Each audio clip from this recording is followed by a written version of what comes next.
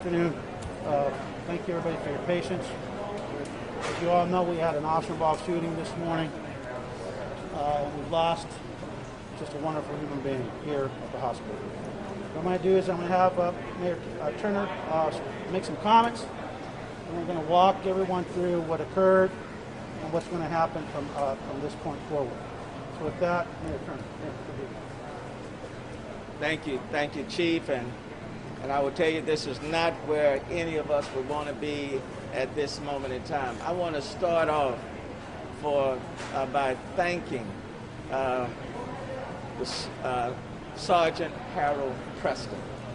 I want to thank him, and we want to celebrate his life of service and commitment and dedication to the city. Some 41 years that he's been a police officer with the city of Houston. And I want us to lift up his family. Specifically, I want us to lift up his young daughter. I want us to lift up his mom and his dad and other relatives and friends and loved ones. And certainly I want us to lift up the men and women of the Houston Police Department in our city, because it is a family. Pray for our city. And then for Officer Courtney Waller. His injuries do not appear to be life-sustaining, threatening, but want to lift him up and ask for a total and complete recovery for him, someone who's been with the police force for 3 years. Let me say, each and every day, our police officers enter some very unsafe conditions, especially when we're dealing with situations, let's say, of domestic violence, domestic disturbance. And so it's a dangerous job. They place their lives on the line every day. But the moment for today, I want us to lift up these families, and specifically the family of Sergeant Harold Preston.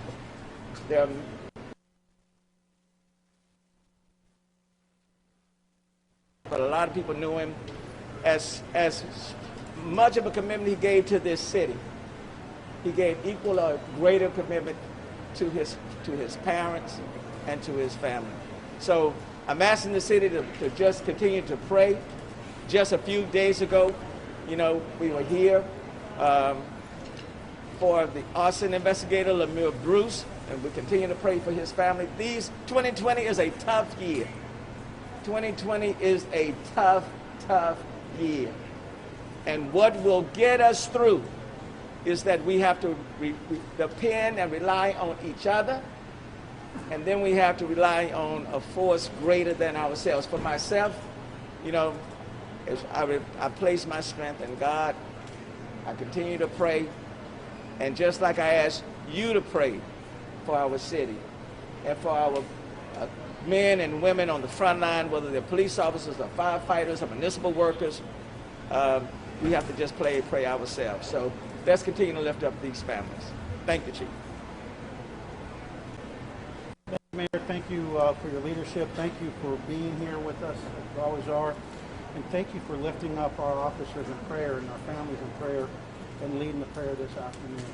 We're very blessed that we live in a city that is a city of faith and a city that comes together, unlike no other city in the country, especially when the going gets tough.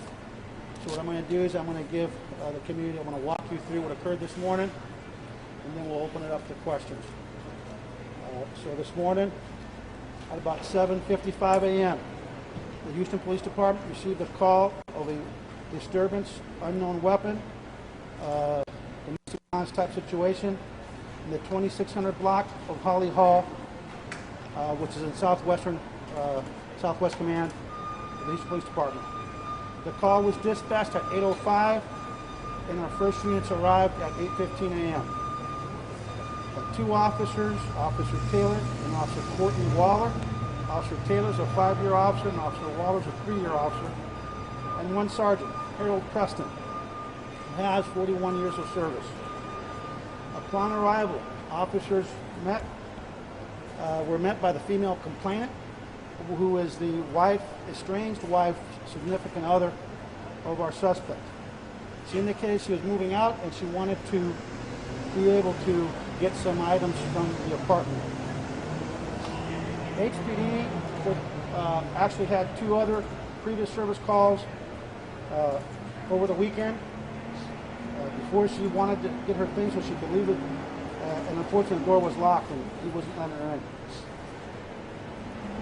The officers were there, everything was calm, out in the parking lot talking to the complainant for close to an hour, trying to get some background information. And at one point, at about 9:25, or shortly before, the suspect's 14-year-old son, who was with the mom outside in the parking lot, unlocked the door and opened the door. When he opens the door, I reviewed body-worn camera. He sees his son, the son sees that the dad has armed himself with a firearm and tells the officer he has a gun.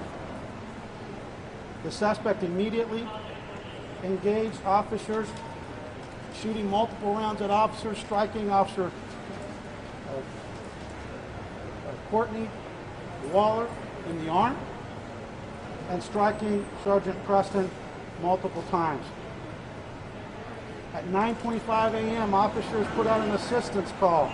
Officer needs help, shots fired call. And SWAT, Fox, which is our air operations, helicopters, and K9 immediately responded. At about 9:31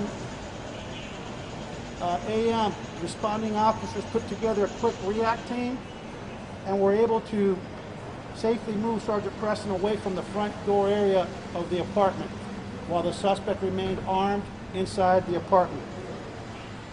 At 9:32, HFD ambulance arrived at the scene and transported Sergeant Preston, Officer Waller, and the 14-year-old young son of the suspect. The son went to Texas Children, and Officer Waller and Sergeant Preston came here to Herman. At about 10:26 a.m., the suspect looked out the window, saw the heavy police presence. By that time, SWAT had surrounded the apartment, had it well contained. They had taken over from patrol, and he came out and surrendered, and an elderly female came out after the suspect exited. The son was also shot, I believe, in the arm. He was transported to the Children's Hospital, and again, Sergeant Preston was brought here along with Courtney Waller. I want to give a special thanks to several people before we keep going. One is to the Houston Fire Department. When I arrived on that scene, I thought it had been an earthquake. There's so much fire equipment that was there prepared to help our officers and to help any civilian that might have come into harm's way with that suspect that was in there. The teamwork was phenomenal, and I want to thank them for their quick arrival and taking our 2 employees, our sergeant, our officer, and that young boy to the hospital in very short order. As far as this hospital, we all know that if they can't save you at Memorial Herman, you can't be saved anywhere. And I want to just give a special thanks to Dr. Laura Moore, who's here with us, the trauma surgeon that worked on our sergeant. She won't be speaking, but she did want to stand with us. Unfortunately, his wounds were not survivable. He was shot more than once in the head, and also received a gunshot to the shoulder area that embedded in his spine. I can tell you that, thank God, we were able to keep him alive in time for his mother, who I absolutely know. It's a wonderful family. His 23-year-old daughter, and other family members that were able to come here, including his fiance and his ex-wife, who's here with the daughter, and said it's love of her life and he's a wonderful person. I would just say this about Sergeant Preston. This man's been around for 41 years, and people throw out the word hero all the time. And I'm not calling him a hero because the way he died today, but he is a hero. He's a guy that's in his 60s, 41 years. And he's leading from where we want our sergeants to lead, from the front. He's leading with his men and women on the streets instead of choosing to sit in an office drinking coffee and reading the paper. That's the man he was. He's a man that lived with his elderly parents, who I've told you I've met before, and takes care of his elderly parents. as good as he was as a cop, he was a better human being. That's just the guy that he was, and we're going to miss him. But we're very blessed that this family is a family of faith. And the strength from his mother right now up there, I think, is giving us, we're all drawing strength from that mother. Because our cops have to understand if a mother can bury a son, this department will bury a colleague, will bury a hero. Let me tell you about Courtney Waller. He's a twin. And this man, my mayor brought me here. I got to meet him and his brother who was working on HISD. Sorry, I stole them from you, Chief Lopez. And helped recruit them and bring them over. They're great young men, and they do great work. And I'm glad and I'm grateful that he and the little boy are going to survive. Members of the Houston Special Investigations Unit, the District Attorney's Office, and Internal Affairs are all on the scene. Our Tactics unit from the Academy are on the scene, where we will digest all of this incident from beginning to end to see if there are any lessons learned from a tactical perspective. And the SIU will conduct the criminal investigation that I would venture that we will probably be charging this suspect with murder. Let me tell you really quickly about the suspect, and then we'll open it up to questions, and then we'll talk about the next steps. The suspect is Elmer, E-L-M as in Mary, E-R, Manzano. It is spelled M as in Mary, A as in Apple, N as in Nancy, Z as in Zoo, A as in Apple, N as in Nancy, O as in Ocean. He's a 51-year-old Hispanic male, Salvadorian. And he has a criminal history that I'm not going to worry about to discuss right now. Suffice it to say that a guy that requires a response to the police multiple times for abusing his family is not a good character. And we're not going to talk about that today. Our department did go, again, to calls for service a couple of times over the weekend on 10/18 and on 10/20 for family disturbances. But no charges were taken at that time by the district attorney's office. And the suspect's wife reported a family disturbance at the Southwest Station on October 17th. What we're going to do here after this is we have our honor guard here, we have our officers here. We're going to escort our fallen comrade to the medical examiner's office, and then we'll start planning for this celebration of a life well lived. It breaks your heart that here we are less than a week after investigator Bruce was in our city by another suspect. The suspect again was transported with when he came out because he had a gunshot wound to the abdominal area and exchange of gunfire. And so now we have to piece together what occurred between the suspect, our officers, and also the young man that was shot. I'm glad that it appears that he's going to be fully recovering. So with that, we're going to open it up. But again, we'll be probably moving here within the hour to the ME's office, and then we're going to continue preparing with our brothers and sisters at Houston Fire to honor Investigator Bruce on Thursday, and then shortly thereafter, obviously, we'll have to honor Sergeant Preston, who's it's a big loss. A lot of tears being shed. With that, we'll open up the questions. Chief, there's so many people who are watching who care about these officers. Can you, your message to those, maybe it's family, maybe it's loved ones, maybe it's friends, who are watching this, your message to their loved ones? To our officers? Your officers' loved ones. Well, they're here. I mean, most of the family is here. But the extended family just know that Sergeant Preston, I don't need to tell them. They know the quality of the human being that we lost here today. They know the quality of a son we lost here today, of a father, of an uncle, of a friend. They don't come much better. And it's pretty bizarre. I know you're probably thinking, well, that's what the police always say every time an officer gets murdered. But the truth is that the ones that work the hardest are the ones most at risk. So that's why it's frequently that when we have someone murdered in the line of duty, that we say all those good things because it's the truth. You know, if he was mediocre, I certainly wouldn't be saying the things I'm saying right now. Chief, So tell him that he was surrounded by family. He was with his mom. He was with his loved ones. His closest family was there when he breathed his last breath, and he was not alone. And now he's going to be surrounded by his HPD family, as is Sergeant Preston's family. Yes? Chief, we're looking at some of the documents provided by the District Attorney's Office and the police calls for service for yesterday.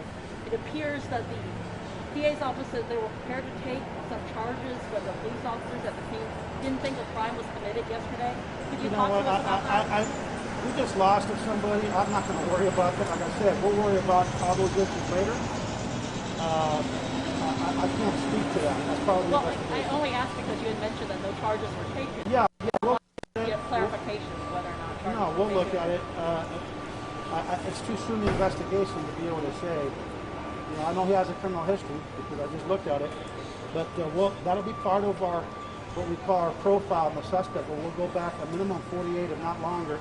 We will investigate his entire existence here as far as we can, and we will. That'll be part of the criminal investigation. Bueno.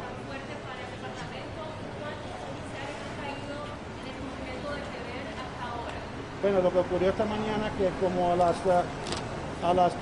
casi a las 7:55 de la mañana, tuvimos una llamada de emergencia de un disturbo familiar en el 2626 Holly Hall. Los oficiales llegaron a las 8:15 de la mañana y empezaron a hablar con la esposa del sospechoso y el hijo de 14 años. La esposa habló que quería irse de su casa, no quiere divorciarse, y la esposa quería poder abrir la puerta y entrar para rescatar algunas de sus cosas para moverse. Y el esposo sospechoso no quería abrir la puerta. Como a las 9:25, el hijo de 14 años, el sospechoso, fue a abrir con la llave la puerta. Cuando abrió la puerta, vio que el papá estaba ahí con pistola, dijo: oficial, tiene pistola, y inmediatamente el tiroteo ocurrió. Desgraciadamente hemos tenido 2 oficiales que fueron balazados. El sargento Preston, que es 41 años en este departamento, es un señor de 60 y pico de años que todavía está aquí en el servicio de su comunidad. Es un héroe. Y también un oficial de 3 años, el oficial Courtney Waller, que lleva 3 años de servicio, y su Timagua, su hermano, también es oficial aquí en el departamento. El sargento Preston, desgraciadamente, recibió 2 balazos en la cabeza, uno aquí en el hombro que entró a la espina, y con mucho esfuerzo que hizo la cirujana aquí, la doctora Moore, falleció. Es importante que la comunidad sepa que falleció, pero falleció con su mamá, su hija de 23 años y su familia estaban con él, también con su familia policial. Quiero darle las gracias a mi alcalde, el alcalde Turner, que siempre está aquí con nosotros. Después que sacaron los oficiales, tocaron aquí en la ambulancia, también el hijo de 14 años tuvo un balazo, creo que en el brazo, y gracias a Dios está en el Texas Children's y creemos que va a estar bien. A la vez que el sospechoso se dio de cuenta, como a las 10:25, que estaba el SWAT, estábamos todos ahí, el sospechoso tenía un balazo aquí en el estómago, abrió la puerta y se rindió. Y está aquí en Ben Cobb, el sospechoso. Pero esto es una desgracia por el fin del día. Es una familia que perdió su hijo, su papá, su hermano, su tío y una gran persona. Yo lo conozco a él, conozco a su mamá, no es la primera vez que la conozco, pero él tiene mucha fuerza y la fuerza de la mamá nos está dando fuerza a nosotros. Así que la investigación va a continuar y vamos a ver dónde vamos. Let me just say this, that I think is really important. We all judge people. We live in a time when a police officer, I just saw a video this morning, it's one of the first things I do in the morning is what's going on in the world, and there's a police officer being beaten to a pulp. And you see people with their cell phone cameras, instead of helping that police officer, they were egging him on. They were actually egging him on, didn't lift a finger to help that police officer. But we make a lot of judgment calls, and I just want, you will learn about this man later, but I'm not going to give up his name now. Our officers that were shot are African-American, the suspect's Hispanic. There was an African-American, probably in his mid-30s, of wonderful shape, and shorts and some little things underneath the shorts, no shirt, many tattoos, washing his car right in front, right in the parking lot of this apartment complex. He sees the police activity, the officers show up, and he does what people do. They want to keep us honest, and we want you to keep us honest. But when the shooting rang out, he didn't just continue to film like too many people are doing in this upside-down world. This young African-American male who told me he was a gang member, his life was way out there, but he's found God and he's turned his life around, went and helped Officer Waller, went to his assistance, helped him put his tourniquet on. Because just because you're shot in the arm don't mean that you can't bleed out. Helped him put his tourniquet on. Had the presence of mind to say, hey, that guy that just shot you, he's still right in there. He could come out and shoot us again and try to kill us. Let's get you out of here. Escorted our officer to the front of the apartment complex. While he's walking, Officer Waller says, did you get my gun? Because after he got shot, he dropped his gun. This young man that had a life that was not a good life, went back and grabbed the officer's gun. Then he had the presence of mind to realize we just had two officers shot. I'm African American. I'm sitting here with all these tattoos, no shirt, and I don't want officers to see me coming up with a gun. Had the presence of mind to wrap it in a towel and calmly walk up to the front of the apartment complex where other officers were coming and say, hey, the officer has been shot that I brought out. This is his gun. And I share that because we need to stop our predisposition to judge one another and realize there's a lot of good people. There's a lot of people that make bad choices, but then they turn their lives around.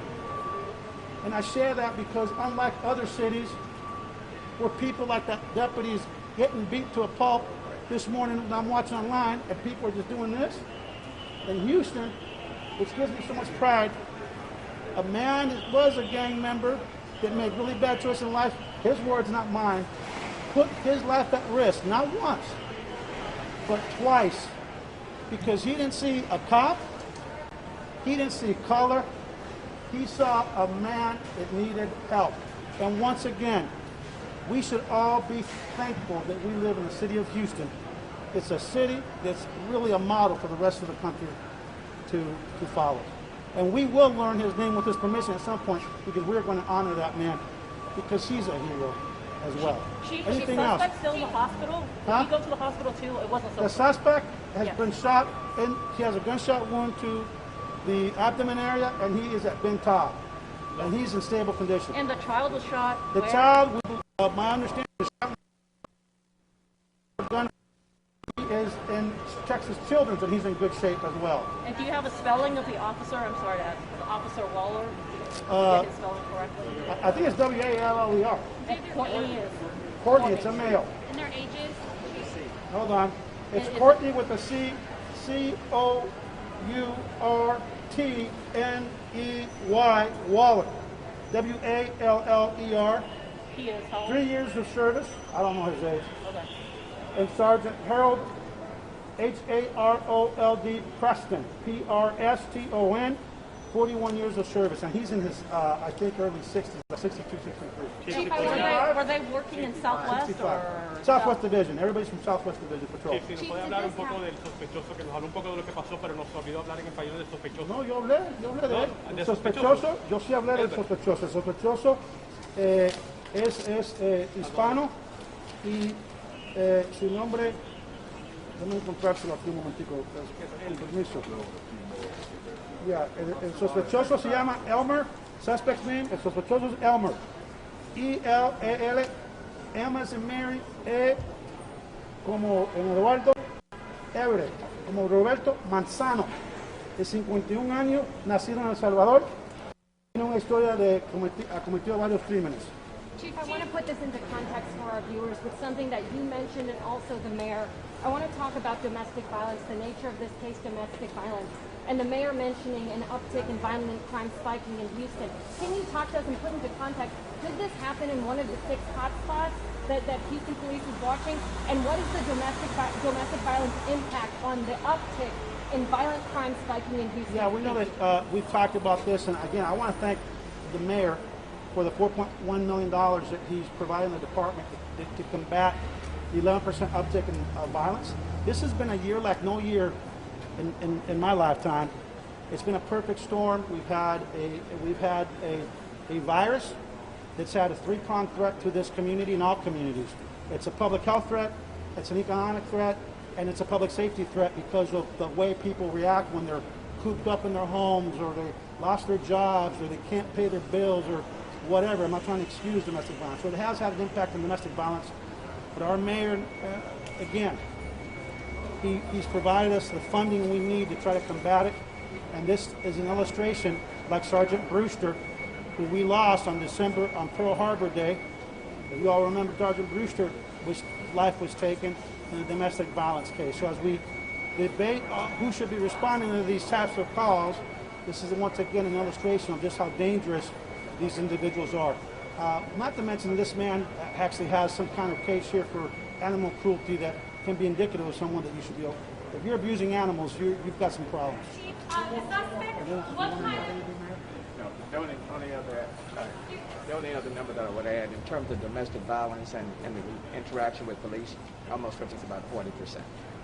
So, Mayor, you... Hold on, what did you have real quick? The suspect, regarding his weapon, what kind of weapon was it? Has it been recovered? And where do you guys believe he got it? I don't know any of that. It's an investigation, but we'll let you know.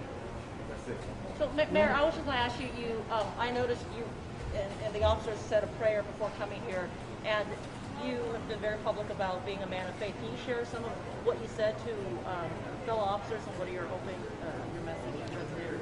Well, these, police officers, firefighters, municipal workers, I mean, they're out on the front line every single day. And when incidents like this happen, when you have good people like Sergeant Hammer, who had been on the force for 41 years, looking at retiring, and all of a sudden he's gunned down. I think even the best of us, every now and then, will ask, why these things happen.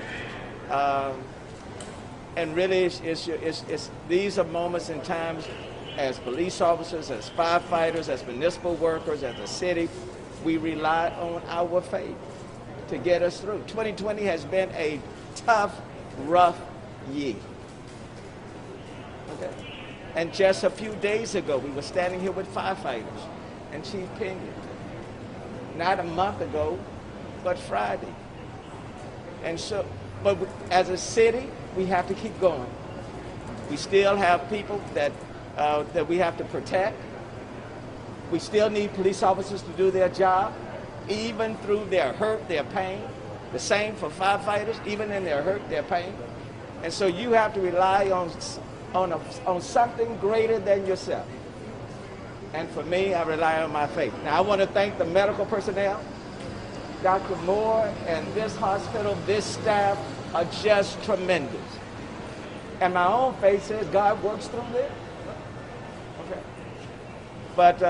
But this is a moment in a very tough year where you still have to be able to muster the inner strength and peace to continue to function. And that's what I said to these police officers, even with the hurt and the pain that everyone is experiencing, we still have to do our job. You find your purpose and you move forward.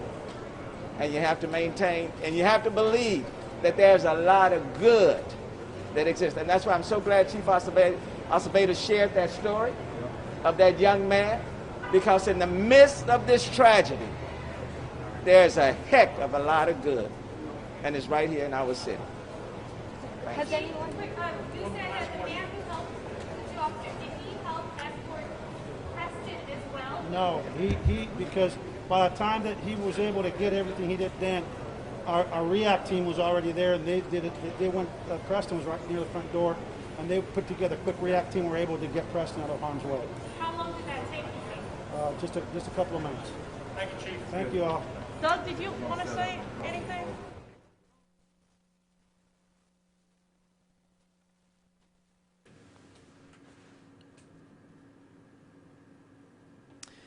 A hug there from Houston Police Chief Art Acevedo and Houston Mayor Sylvester Turner.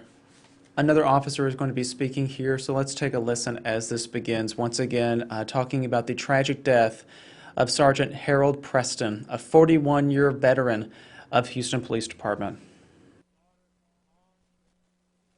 No mother and no daughter should go through, and they shouldn't be burying a dad and a son. So my deepest condolences go to the family, the HPD family as well, Mayor, and the city of Houston, because in the last week we have lost two very good men. It seems that it's always the good ones that go first, and so my condolences to them. I can tell you that there's some real evil in this world. I am just thankful, and I thank God that there are people, there are men and women in this city that are willing to stand in the gap and stand between that evil and a society that we would want to have. I am so proud of the work that the Houston Fire Department did in this job. Ambulance 25, Ladder 46, and Ambulance 33 were on the scene. Ambulance 25 actually, when the scene was still uncontrolled, were still able to get inside and pull Sergeant Preston and give him the best chance at survival that he had. They brought him here to Herman Memorial. Again, I want to echo the words of the mayor. I can't say enough about the staff here at Herman. They gave this officer the best chance he could at survival. And look, we are here to support the Houston Police Department. We're here to support our firefighters and the community of Houston. Thank you so much. Thank you. That's okay.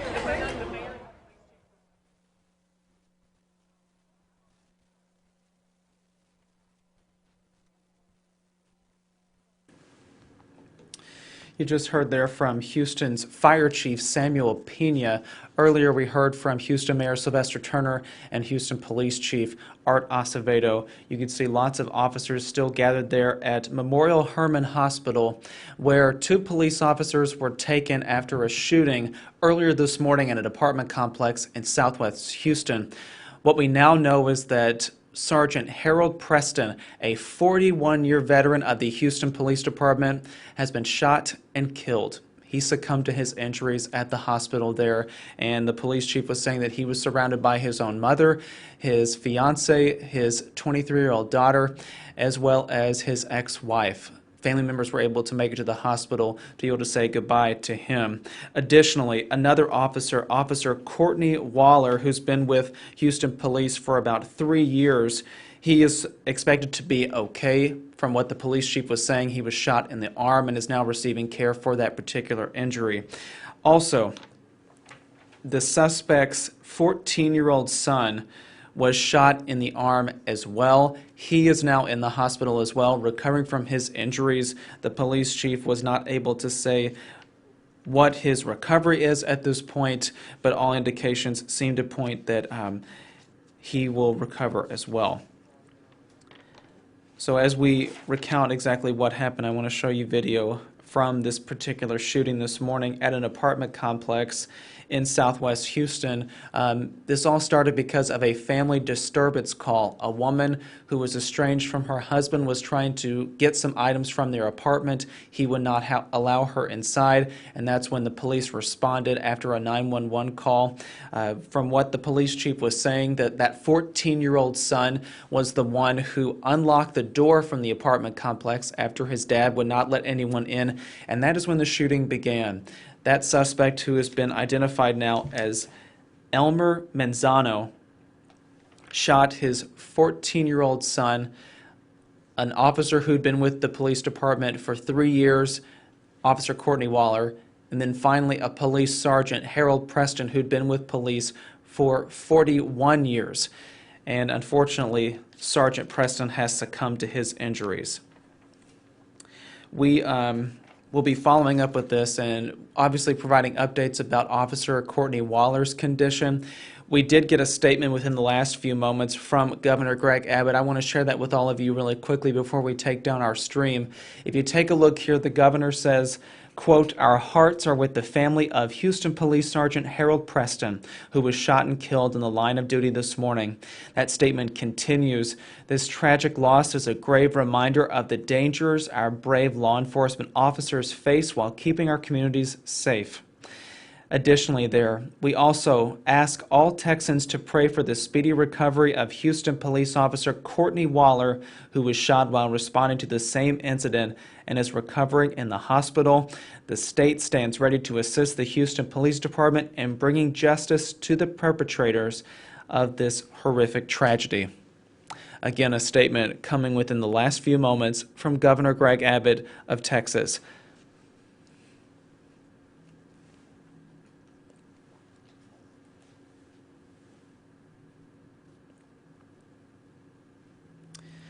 I'm Will Dupree here in the KXAN Live studio. Thank you so much for joining our stream. You can find more information about Sergeant Harold Preston and the shooting of another police officer there in Houston this morning as we work through all these details and put them out there and share this really tragic news. Coming up in about an hour or so, Sergeant Preston's body will be taken to the medical examiner's office. He will receive a honor guard procession with him as his body is taken to the medical examiner's office. And of course, police will be sharing details about services to honor him in the city, and we will be passing that along as well as soon as we get it. But right now, that information is just not available at this time. We thank you all again for watching our stream. I'm Will Dupree here in the KXAN Live studio. More information is over on our website, kxan.com, and on the KXAN News app, so please read more there.